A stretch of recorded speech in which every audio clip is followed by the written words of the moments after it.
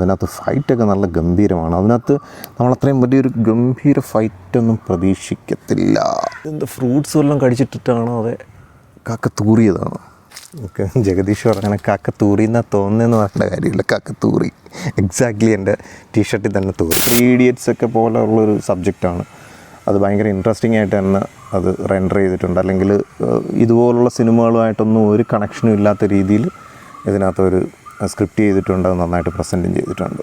നമസ്കാരം, അമൃതാണ്. ഇതിൻ്റെ ആക്ടറുടെ പേര് ഞാൻ എത്ര ഓർത്ത് വെച്ചാലും ഞാൻ മറന്നു പോകുന്നു. Ashwath Marimuthu, director, music director Leon James. നല്ല പാട്ടുകൾ, അതുപോലെ ബാക്ക്ഗ്രൗണ്ട് സ്കോറും നല്ല രസമുണ്ടായിരുന്നു. പിന്നെ എടുത്തു പറയേണ്ടത് ഇതിൻ്റെ തിരക്കഥയാണ്. അശ്വത് മാരിമുത്തു, സ്റ്റോറിയും ഡയറക്ടറുടെ തന്നെയാണ്. പക്ഷേ എനിക്ക് തോന്നുന്നു ഡയലോഗ്സിലാണോ എന്തോ ഇതിൻ്റെ ആക്ടർ ഇതിനകത്ത് എന്തോ സപ്പോർട്ട് ചെയ്തിട്ടുണ്ട്.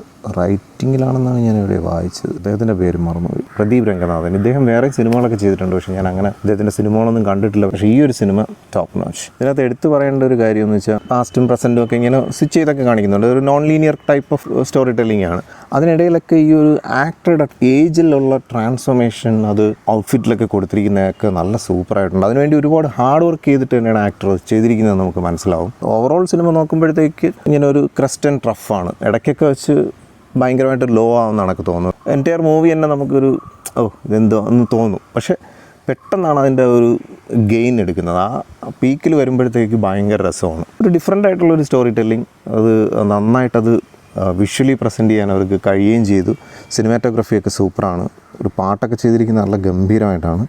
ലിയോൺ ജെയിംസിന് ഹാറ്റ്സ് ഓഫ്. നല്ല മ്യൂസിക് ഡയറക്ഷൻ. ഞാൻ ഈ ലിയോൺ ജെയിംസിൻ്റെ അധികം പാട്ടുകളൊന്നും കേട്ടിട്ടില്ല, പക്ഷേ ഇതിനകത്ത് നല്ല പാട്ടുകളാണ്. ക്രൂവിനെയൊക്കെ നോക്കുമായിരുന്നു. ഇതിനകത്ത് ഫൈറ്റൊക്കെ നല്ല ഗംഭീരമാണ്. അതിനകത്ത് നമ്മളത്രയും വലിയൊരു ഗംഭീര ഫൈറ്റൊന്നും പ്രതീക്ഷിക്കത്തില്ല. എന്ത് ഫ്രൂട്ട്സ് വല്ലതും കഴിച്ചിട്ടിട്ടാണോ അതെ കാക്കത്തൂറിയതാണോ? ഓക്കെ, ജഗദീഷ് പറഞ്ഞാൽ കാക്കത്തൂറിയെന്നാ തോന്നുന്നതെന്ന് പറഞ്ഞ കാര്യമില്ല, കാക്കത്തൂറി എക്സാക്ട്ലി എൻ്റെ ടീഷർട്ടിൽ തന്നെ തൂറി. അപ്പോൾ ഞാനൊന്ന് കട്ട് ചെയ്ത് ക്ലീൻ ചെയ്തിട്ട് ബാക്കി പറയാം. രണ്ടുപേരും വന്നിരുന്നു. ടാർഗറ്റഡ് അക്യൂറസിയാണ്, കറക്റ്റ് പോയിൻ്റ് ചെയ്ത് ഷൂട്ട് ചെയ്തതാണ്. അപ്പോൾ എന്തായാലും ഇതിൻ്റെ ബാക്കി ടെക്നിക്കൽ, ഇതിൻ്റെ ക്രൂ മെമ്പേഴ്സിനെ കുറിച്ച് എടുത്തു പറയേണ്ടത് ഗംഭീര ഫൈറ്റാണ്.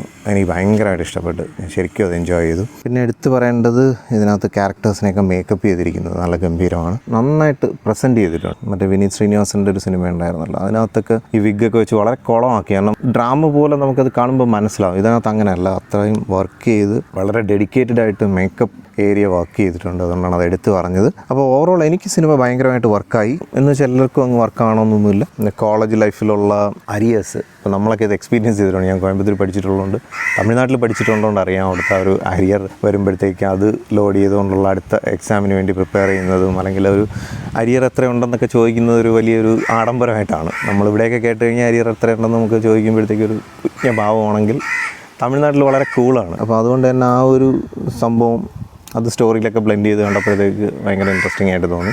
അപ്പോൾ അതുകൊണ്ട് തന്നെ എനിക്ക് സിനിമ നന്നായിട്ട് വർക്കായതുകൊണ്ട് ഞാൻ ഈ ഒരു മൂവിക്ക് ഔട്ട് ഓഫ് 10 9 റേറ്റ് ചെയ്യാണ്. അപ്പോൾ മറ്റൊരു സിനിമ വിശേഷമായിട്ട് നമുക്ക് വീണ്ടും കാണാം. Thank you for watching and thank you for supporting me. Empuraan cinema എന്തായാലും ആദ്യത്തെ ദിവസം തന്നെ കാണണമെന്ന് ആഗ്രഹമുണ്ട്. എസ്പെഷ്യലി അത് ഫാൻ ഷോ തന്നെ കാണാൻ വേണ്ടി ശ്രമിച്ചുകൊണ്ടിരിക്കുകയാണ്. അതിൻ്റെ ടിക്കറ്റിൻ്റെ കാര്യങ്ങളൊന്നും അറിയത്തില്ല. ആർക്കെങ്കിലും അറിയാമെന്നുണ്ടെങ്കിൽ ഒന്ന് കണക്ട് ചെയ്യുക, ഇതിനകത്ത് കമൻറ്റ് ചെയ്യാം. എനിക്കും ഒരു ടിക്കറ്റ് വേണമായിരുന്നു.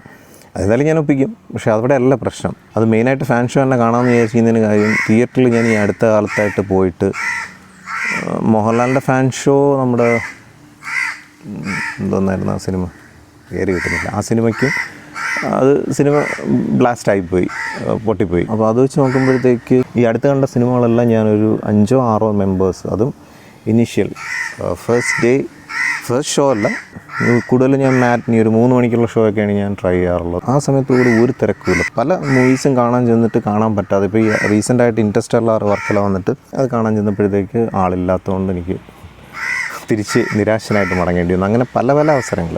ഇത് സിനിമാ മേഖല ഒരു വലിയ പ്രതിസന്ധി ഘട്ടം തന്നെയാണ് ഇപ്പോൾ കടന്നുകൊണ്ടിരിക്കുന്നത്. അതൊരു പക്ഷേ സിറ്റീസിലുള്ള തിയേറ്റേഴ്സിലൊന്നും അത് reflect ചെയ്യുന്നുണ്ടാവില്ല.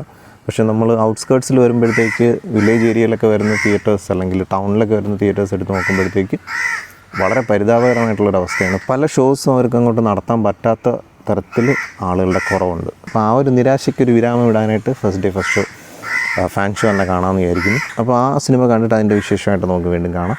Thank you for watching and thank you for supporting.